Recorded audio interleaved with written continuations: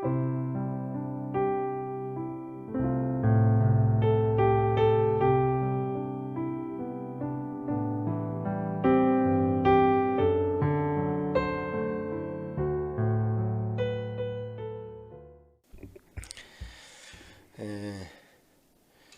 레위기 1장을 여러분 읽었습니다. 그죠? 여러분 지금 창세기, 출애굽기, 그 다음에 레위기, 우리 성경의 세 번째 책을 방금 읽었는데요.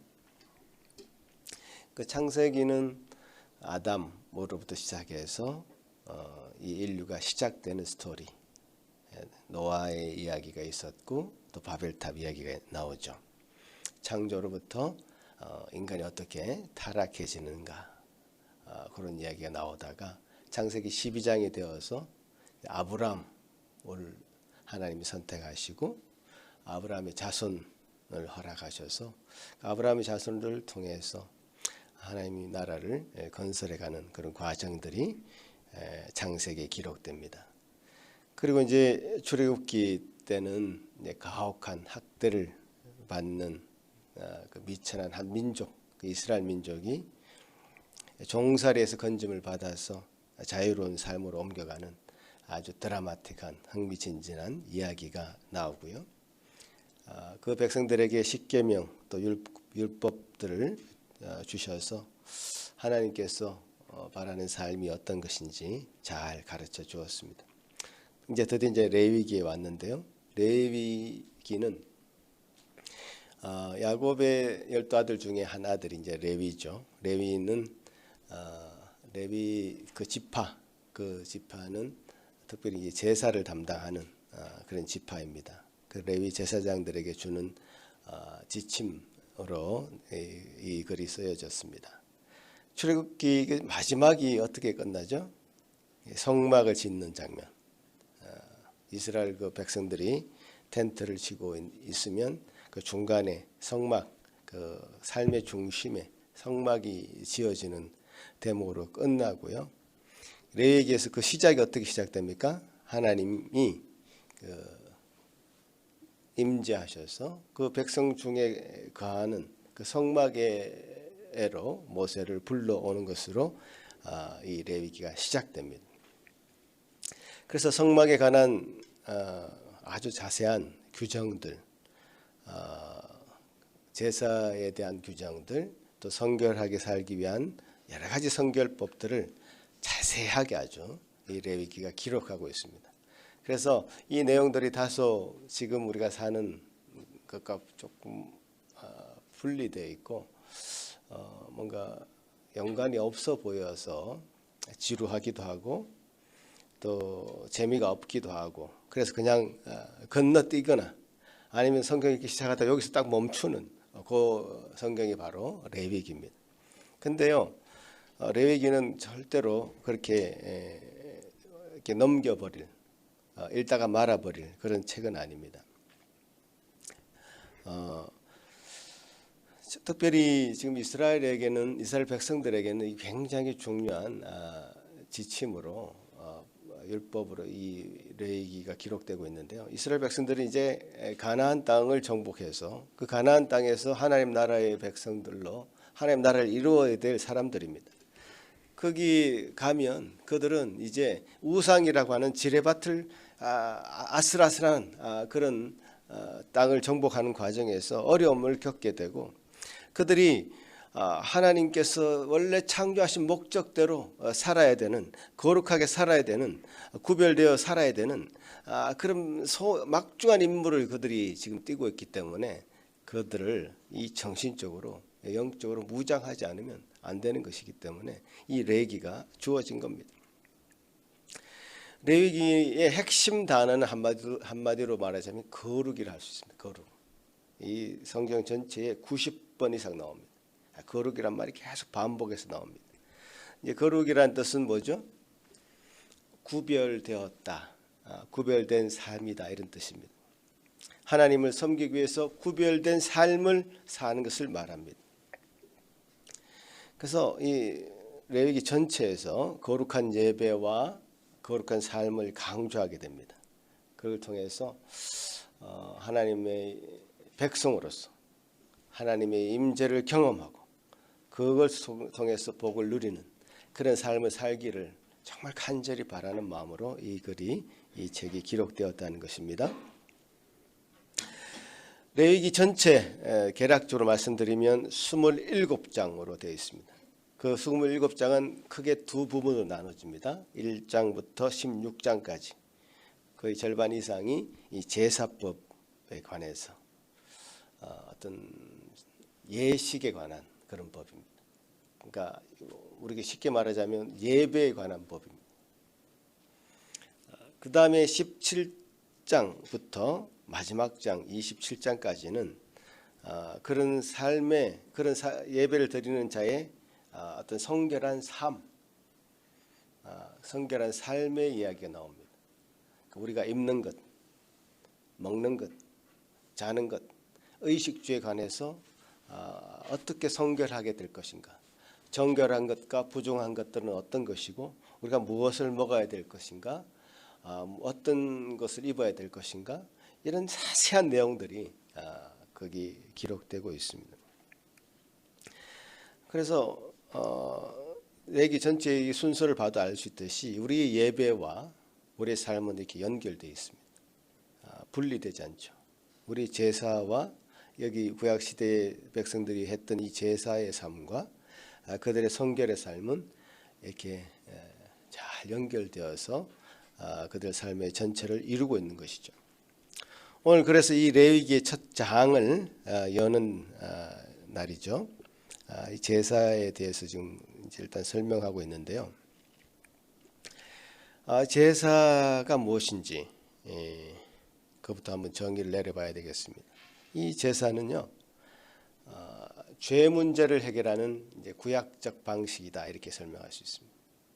구약 백성들이 자신의 죄를 이렇게 감당할 수 없을 때, 웬만한 인간들은 자신의 죄를 조금이라도 윤리적으로 도덕적으로 극복하려고 노력을 하죠.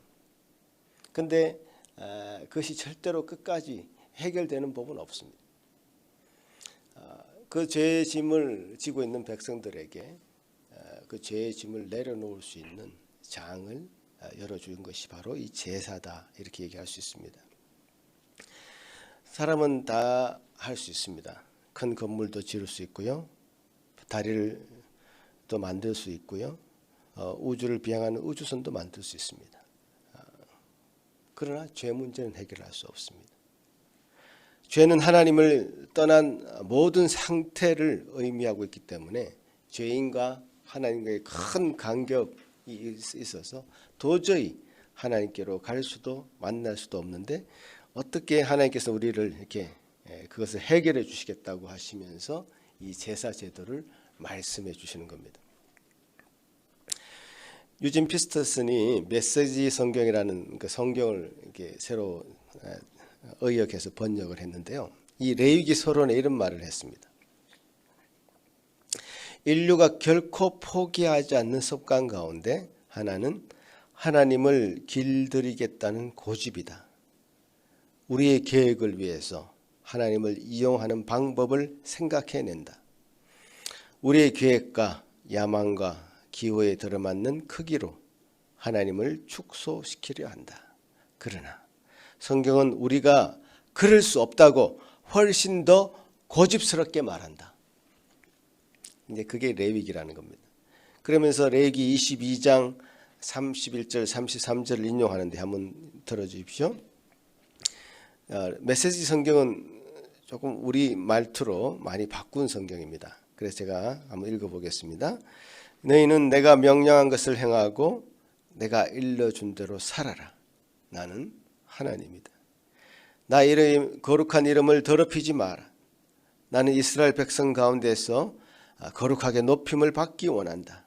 나는 너희를 거룩하게 하는 하나님이다. 나는 너희 하나님이 되려고 너희를 이집트에서 이끌어낸 하나님이다. 나는 하나님이다. 예. 내가 거룩하니까 너희들도 거룩해야 된다. 나는 하나님이고 내가 하나님이기 때문에 너희들도 그 하나님의 백성이 맞는 그런 걸맞는 백성이 되라. 보통요 왕의 특성을 따라서 백성들이 같은 성향을 가지기 마련입니다. 전쟁을 좋아하는 왕은요 백성들도 그 특성에 맞게 아주 전투적입니다.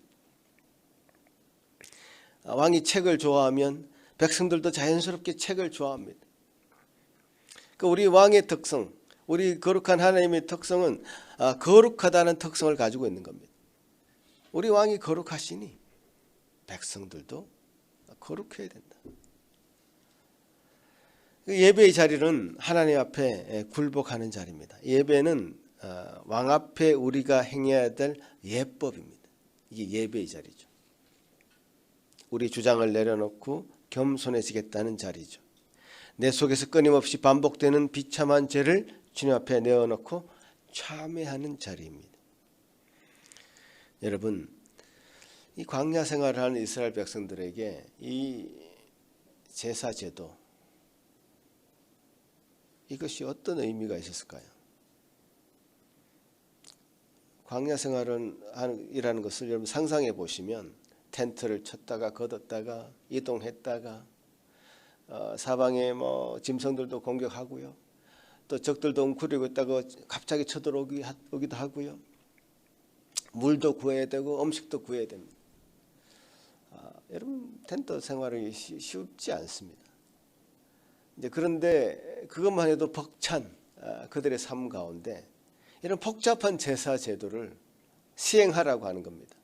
또 이 제사 제도를 시행하기 위해서 이 레위인이라고 하는 12지파 중에 야곱의 12아들 중에 한 지파를 통째로 세워서 그들은 이 일만 감당하도록 맡기신 겁니다.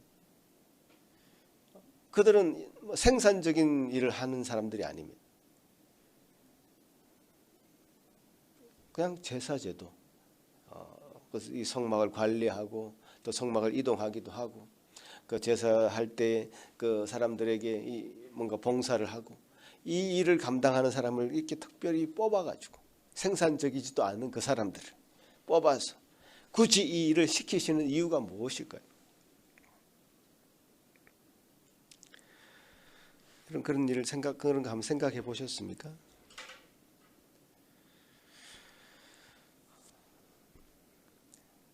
그들의 삶이 아무리 분주하고 바쁘고 힘들고 어렵고 외롭고 슬프고 그럴지라도 그들의 생활의 중심에 하나님이 계시지 않는다면 그것은 허무해지는 겁니다. 꽝입니다. 한마디로. 제사 일을 감당하는 것, 제사를 드리는 것이 그들의 삶의 중심이 되어야지 이런 광야 생활 같은 그 척박한 상황 가운데서도 견뎌낼 수 있다는 것이죠. 이겨낼 수 있다는 겁니다. 그런 것을 역설적으로 지금 얘기하는 겁니다. 여러분, 우리의 삶에서 이 주일 예배가 빠지면 얼마나 시간이 많이 확보되겠습니까? 놀러 갈 수도 있죠. 공부하고 싶은 사람은 또 공부할 수 있는 시간도 더 많이 생깁니다. 생산적으로 생각한다면 이 주일의 이 시간은 여기 나와서 예배 드리는 것은 매우 어리석은 짓일 것입니다.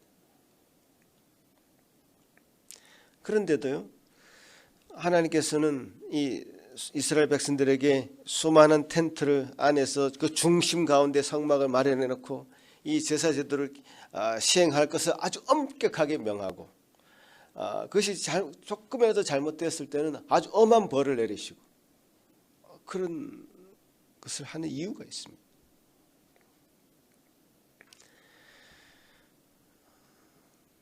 우리가 예배가 우리 삶의 중심이 되지 않는다면 우리가 어디 가서 어디에서 우리 일주일에 고단하고 힘들었던 삶의 새로운 활력을 얻을 것이며 우리의 삶의 중심이 어디 있는 것을 어떻게 확인할 것이며 내 인생의 주인은 누군지 어떻게 확인할 것이며 아무렇게나 살아가도 상관없을 것 같은 그 인생들에게 빛은 어디 있으며 생명은 어디 있으며 사랑은 어디 있는 것을 어떻게 확인할 것입니까?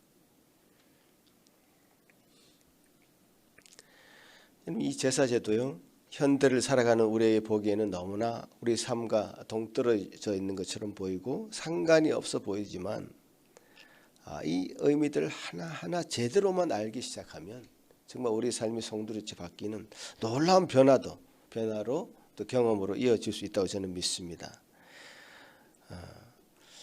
하나님이 명령하시는 제사가요, 레위기 전체에 보면 총 5가지가 나옵니다. 제가 빠르게 요것만 설명하고 오늘 본문으로 들어가겠습니다. 오늘 첫 번째라 이런 걸 좀 설명합니다. 그림을 하나 보여주시죠.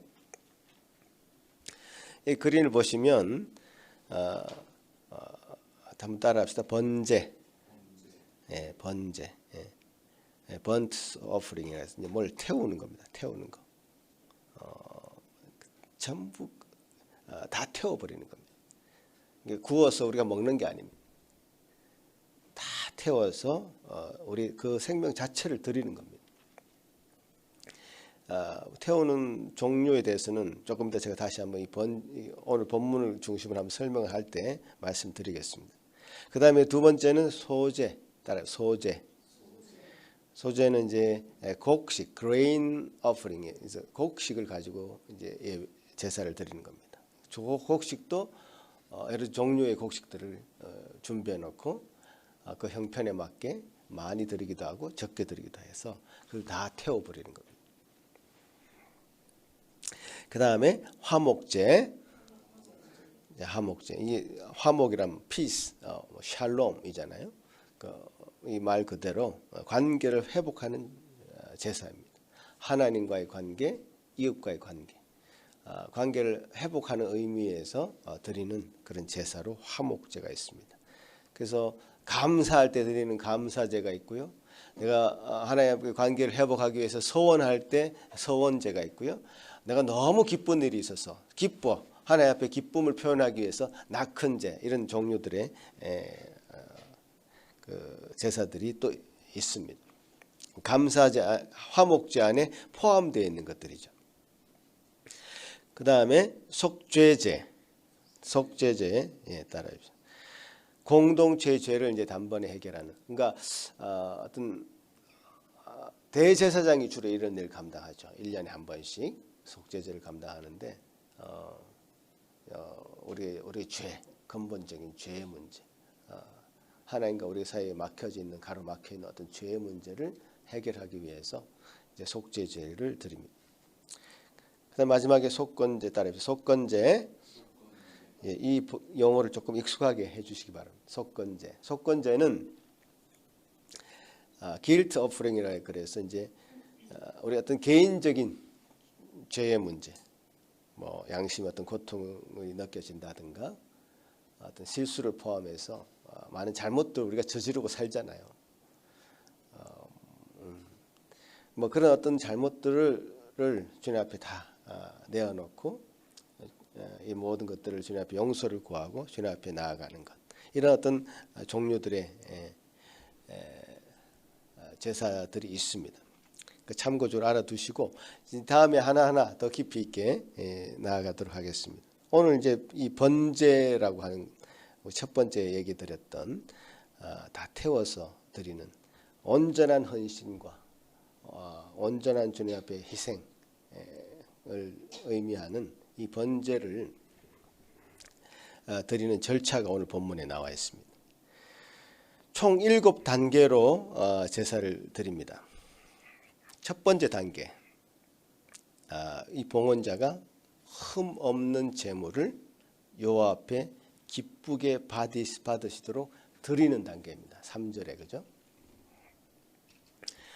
흠 없다는 것은 흠 없는 뭐 소, 또 10절에 보면 흠 없는 양과 염소, 그 다음에 14절에 보면 각종 새, 오늘 보면 읽지는 않았지만 경제적인 형편에 따라서 소를 드릴 수도 있었고 양을 드릴 수도 있었고 염소를 드릴 수도 있었고 아니면 비둘기 같은 작은 새도 드릴 수 있었습니다.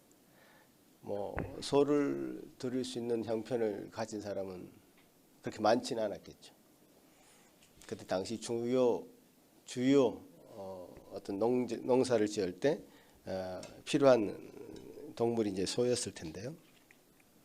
어쨌든 경제적인 상황에 따라서 많이 드릴 수도 있고 적게 드릴 수 있는 거죠. 그렇지만 그것은 흠이 없어야 된다라는 것이고 흠 없는 제물을 하나님 앞에 드려야 된다는 겁니다. 그래서 보십시오. 이 제물을 집에서 기르던 것을 가지고 와야 됩니다. 집에서 기르던 거. 흠이 없다는 것은 그런 의미겠죠. 어디 가서 사오는 건 안 됩니다.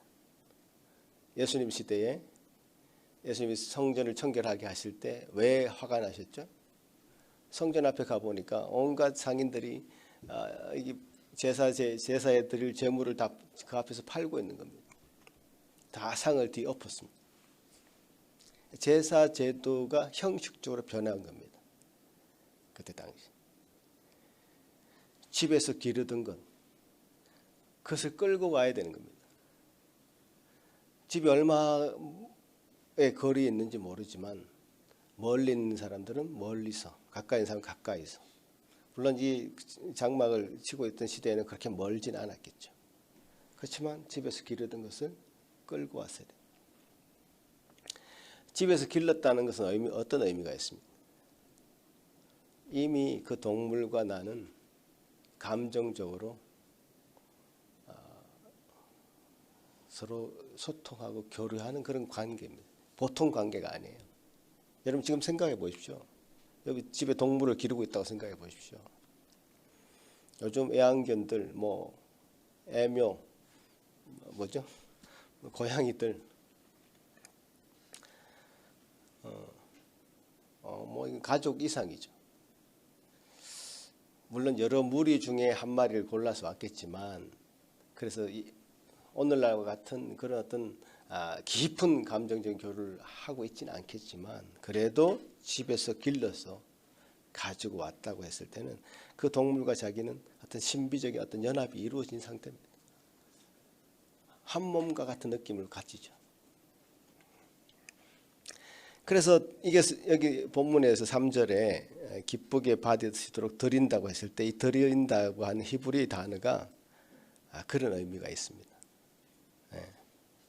동침하다, 신비적인 연합을 이룬다, 이런 의미가 포함되어 있습니다. 그 동물과 나는 이미 어떤 한 동질성을 가진 그런 것으로 주님 앞에 나오는 것이죠.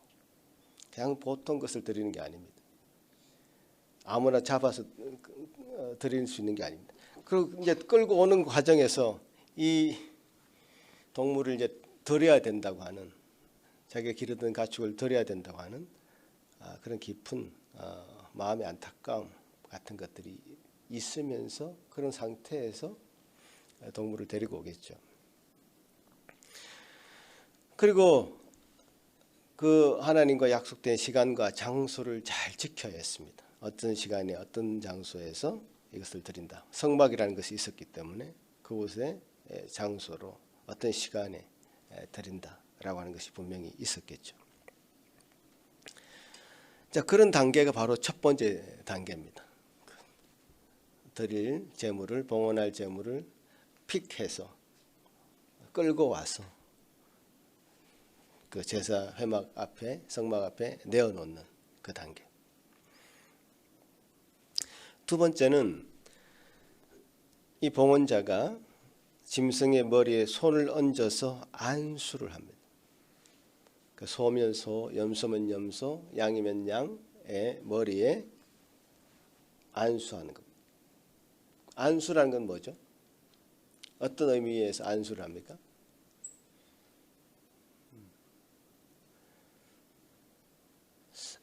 죄가 어떤 전가된다, 옮겨진다라고 하는 의미입니다. 그 4절에 보면 그는 번제물의 머리에 안수할지니 그를 위하여 기쁘게 받으심이 되어 그를 위하여 속죄가 될 것이라.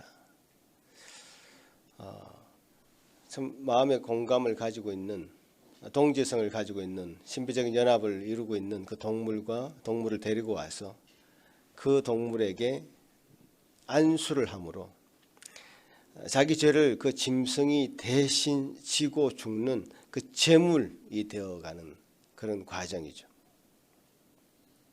내 몸을 드려야 되지만 대신 그 짐승이 나를 대신해 죽는 것으로 내 죄를 사함받게 되는 것입니다.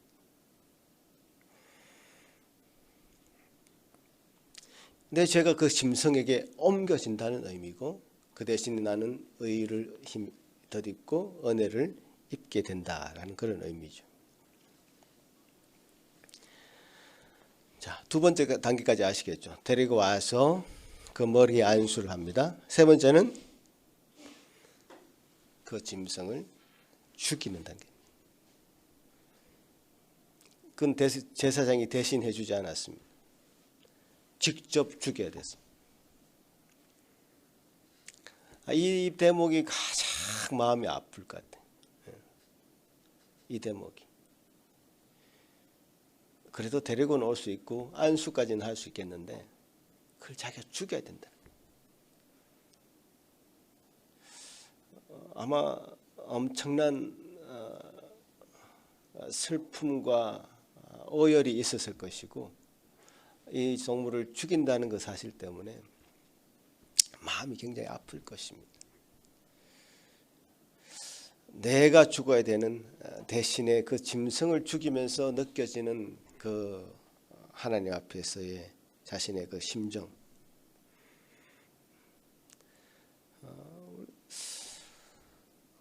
구원이라는 것은 결국 우리 죄를 제거해야만 얻을 수 있는 것이거든요.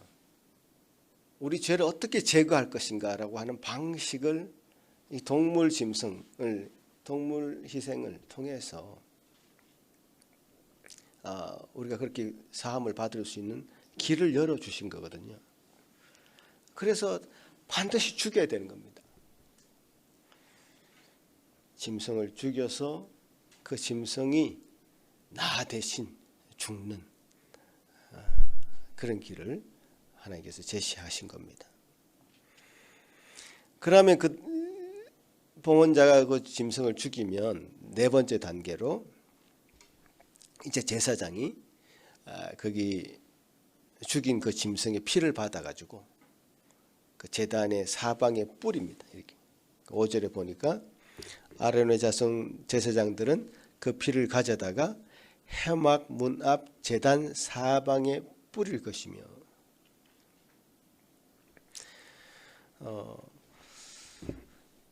희생 제물의 그 피를 뿌린다는 것, 어떤 의미가 있을까요? 피라는 것은 어떤 생명을 상징하는 것이고요. 하나님 앞에 생명이 온전히 바쳐졌음을 보이도록 하기 위해서 뿌리는 겁니다. 그래서 하나님께 온전한 용서를 구하는 그런 단계가 바로 네 번째 단계, 피를 뿌리는 단계입니다. 다섯 번째는요, 짐승의 피를 받아서 뿌리고 난 다음에는 가죽을 다 벗겨냅니다. 가죽은 태우지 않습니다. 가죽은 버려버립니다. 가죽은 다 벗겨내는. 이게 하나의 성결의식이죠.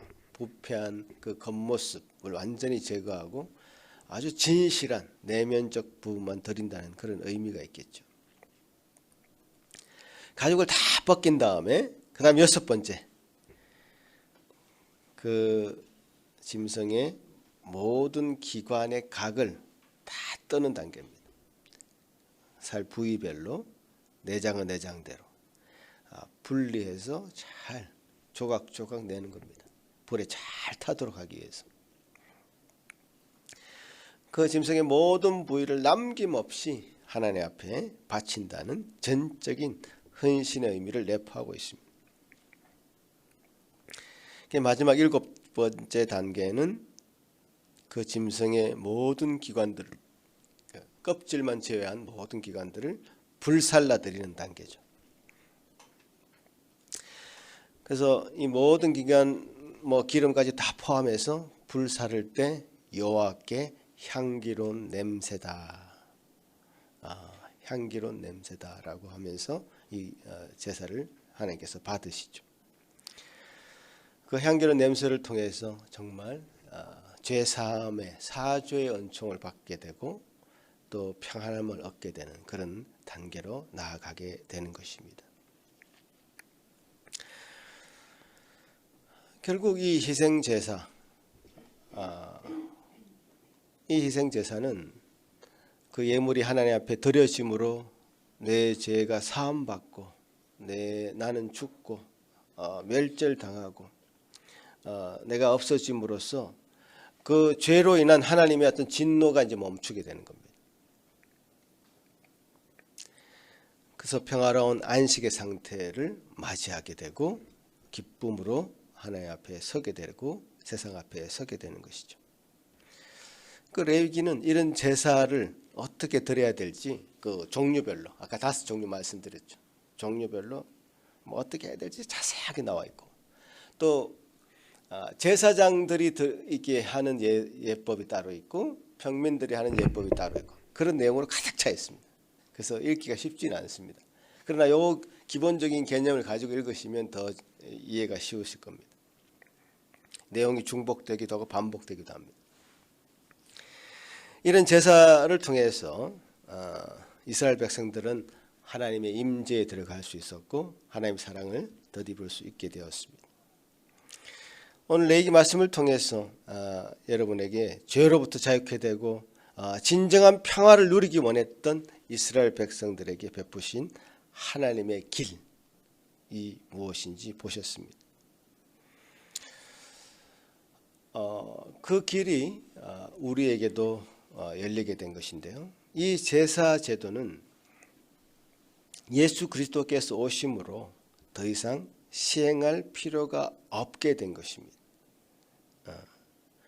그리스도께서 단번에 희생 제물이 되셔서 그 길을 활짝 열어주셨기 때문에 우리가 다시 과거의 구약 성도들처럼 동물의 희생 제사를 하지 않아도 된다는 것입니다. 그 근거가 바로 히브리서 10장에 나오는데요. 히브리서 10장 보시면 제가 조금 요약해서 기록해 놨는데요. 여러분 이 본문들을 저와 같이 한번 읽어보겠습니다. 히브리서 10장 1절부터 시작. 율법은 장차 올 좋은 일의 그림자일 뿐이요 참 형상이 아니므로 해마다 늘 드리는 같은 제사로는 나아오는 자들은 언제나 온전하게 할 수 없느니라. 이는 황소와 염소의 피가 능히 죄를 없이 하지 못함이라. 위에 말씀하시기를 주께서는 제사와 예물과 번제와 속죄제는 원하지도 아니하고 기뻐하지도 아니하신다 하셨고 이는 다 율법을 따라 드리는 것이라. 이 뜻을 따라 예수 그리스도의 몸을 단번에 드리심으로 말미암아 우리가 거룩함을 얻었노라. 제사장마다 매일 서서 섬기며 자주 같은 제사를 드리되 이 제사는 언제나 죄를 없게 하지 못하거니와 오직 그리스도는 죄를 위하여 한 영원한 제사를 드리시고 하나님 우편에 앉아사 그 후에 자기 원수들이 자기 발등상이 되게 하실 때까지 기다리시나니 그가 거룩하게 된 자들을 단번에 제사로 영원히 온전하게 하셨느니라. 그러므로 형제들아 우리가 예수의 피를 힘입어 성소에 들어갈 담력을 얻었나니 그 길은 우리를 위하여 휘장 가운데로 열어놓으신 새로운 살 길이요 휘장은 곧 그의 육체니라. 얼마나 감사한지요. 이 동물 희생 제사는 구약 시대에 구약 성도들에게 그들의 죄를 해결해 주는 방식이었다면 이제는 더 이상 그럴 필요가 없게 된 것입니다. 그리스도께서 우리의 죄의 문제를 다 해결해 주신 것입니다. 이게 오늘 본문에 보면 방금 읽은 히브리서 본문에 보면 단번에 한 영원한 제사를 드렸고 한 번의 제사로 이런 용어들이 반복해서 나오죠. 이 사건은 어떤 사건일까요? 한 번에 드렸다. 단번에 한 번에 영원한 제사를 드렸다. 바로 십자가 사건이죠. 구약 성도들에게 그 죄가 가져다주는 부담이 동물을 희생하면서 수고해온 것을 감당하면서 한 것과 비교하면 우리는 예수님께 해결해 주신 이 방식으로 너무나 우리 쉽게 어떤 면에서 간편하게 우리 죄 문제가 해결돼 버렸습니다. 그래서 예수님은 내가 주는 멍에는 쉽고 가볍다 했는지 모르겠습니다. 그런데요, 쉽기만 하고 가볍기만 한 이 방식 때문에 우리가 그 감사가 부족한 게 아닌가. 주님이 내 죄를 사하여 주셨다고 하는 그 사죄의 은총이 우리를 정말 우리 삶을 감싸고 있는가? 너무 약하지 않은가? 제 스스로만 생각해봐도 약하다는 생각이 너무 많이 드는 겁니다. 동물 희생 제사를 아예 드려야 되는 거 아닌가? 오히려 그 내가 지은 죄가 그 동물이 죽어가는 것을 보면서 더 절실하게 느껴야 되는 게 아닌가? 예배 때마다 하나님께서 나를 위해서 해주신 그 일에 대한 감사와 감격, 주 예수 그리스도께서 흘리신 그 피를 생각할 때 왜 눈물이 나지 않는가? 그것에 대한 안타까움이 있는 겁니다.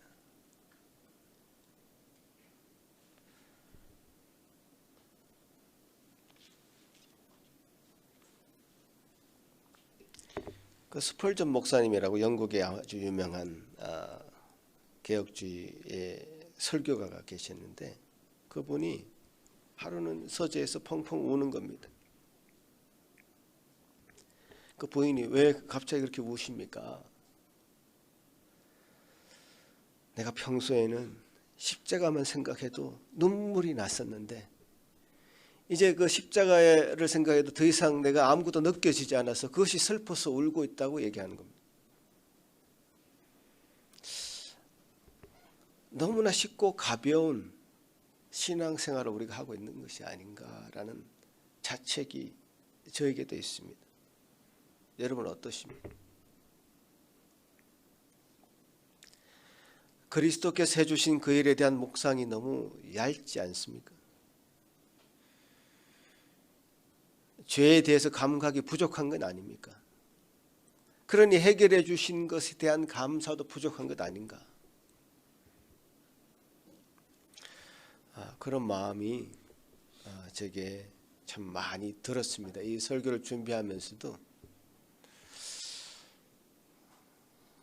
내가 너무 가벼운 삶을 산 것은 아닌가.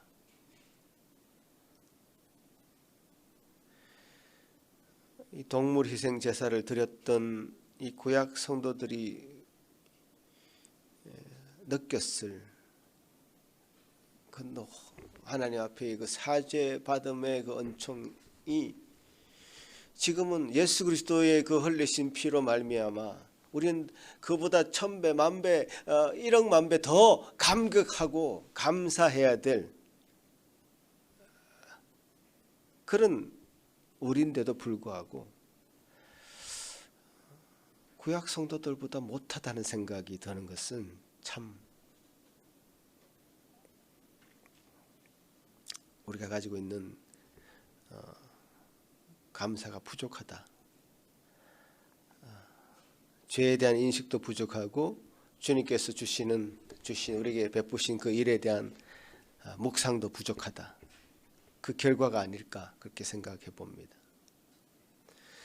여러분 거룩하고 정결하게 살려고 하는 사람일수록 더 죄에 대한 민감함이 있고 예배를 사모하게 됩니다. 여러분 예배라는 것과 우리의 삶이라는 것은 이렇게 이어져 있습니다. 아까 처음 제가 레위기 설명해서 말씀드린 것처럼 예배의 삶 이건 뭐 형식이라 얘기할 수 있죠. 그리고 우리의 실제적인 삶은 내용이라 할 수 있죠. 일주일에 한 번 드리는 이 격식을 갖춘 이 예배가 형식적인 것이고 우리의 삶의 내용은 우리의 일주일에 나머지 삶에 있을 것입니다. 근데 형식과 내용은 어떨 때는 서로 대척점에 서 있기도 합니다. 형식을 강조하는 사람은 내용이 좀 부족해 할 수가 있고요. 내용을 강조하는 사람은 형식을 무시할 수 있죠. 그래서 서로 삐걱대기도 합니다. 이것이 중요하니 저것이 중요하니 이렇게 말하기도 합니다. 그러나 결국 우리가 원하는 건 뭡니까? 이것이 통합되는 것이죠. 형식과 내용이 통합되는 것. 우리의 삶으로 드리는 일주일의 삶의 그 모습이 주일의 예배로 연결되고 예배에서 얻는 놀라운 기쁨과 감사가 삶으로 연결되는 이런 동심원을 계속 이루어가는 것이 우리의 삶의 일주일의 삶이 되어야 되는 것이죠. 그래서 이 예배가 주님 앞에 나왔을 때 이 예배, 우리 예배 시간에도 참회의 시간이 있습니다. 여러분, 이 시간을 간과하셨다면 다시 한번 생각해 보십시오. 주님께서 주시는 그 은혜가 얼마나 큰지에 대해서 용서해 주시며 은혜를 덧입는 그 시간입니다. 그 힘 없이, 그 놀라운 은혜와 감사 없이 또 어떻게 일주일을 살아가겠습니까? 불가능하단 말이에요. 그리고 일주일 동안 우리가 현장의 삶을 살면서 부딪히는 자신의 어떤 정결함의 문제, 성결함의 문제가 있겠죠. 내가 참 부족하구나. 내가 말이 왜 이렇게 거칠지. 더 큰 많은 죄의 문제들을 가지고 일주일 우리는 정말 전투하듯이 살아갑니다. 삶의 현장에서. 그러면 그 문제를 주님 앞에 다 가지고 나와서 해결함을 받지 않고 어떻게 살아가냐고 말이죠.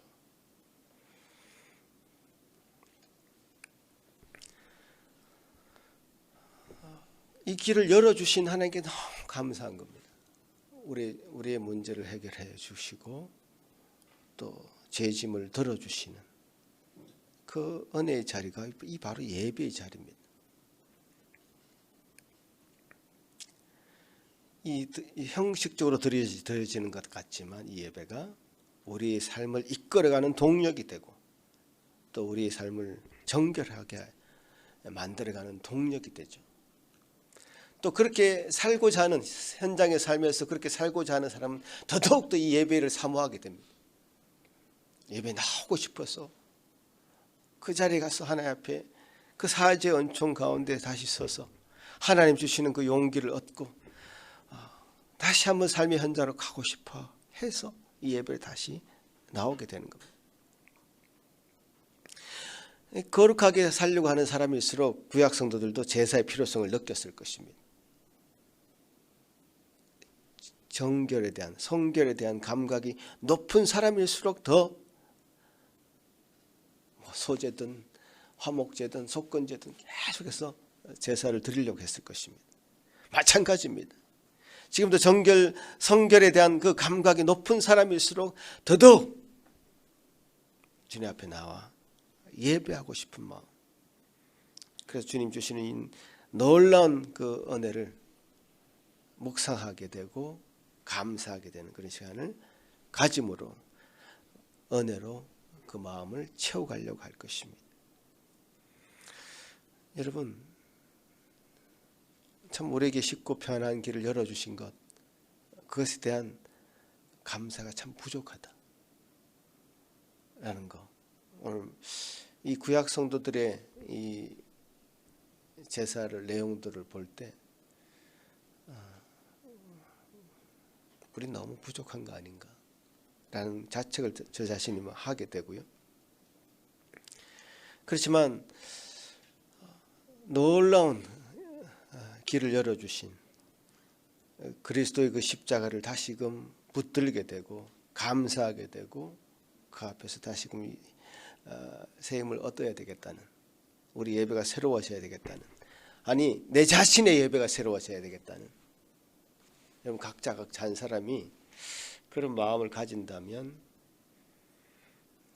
이 예배는 너무나 감사한, 충만한, 일주일을 어떤 시간을 내가 낭비하는 시간이 아닌 충만한 시간으로, 회복하는 시간으로, 하나님 앞에 서는 시간으로 삼아갈 수 있지 않을까, 저는 그렇게 믿는 것입니다. 같이 한번 기도하시겠습니다. 고마우신 주님 감사합니다. 주님 크신 은혜로 이렇게 주님 앞에 나와왔습니다.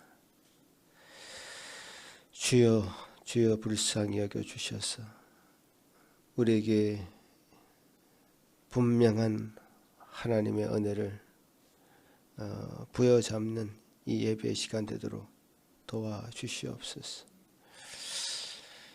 구약 성도들에게 열어주신 그 길이 참으로 영원한 것이 아니었다면 그리스도를 통한 이 길은 영원한 길이고 반복되지 않은 단 한 번의 그 영원한 제사를 드리심으로 우리에게 생명길을 살 길을 열어주신 것 참 감사합니다.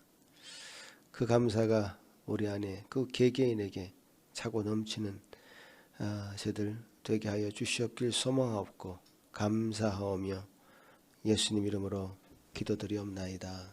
아멘.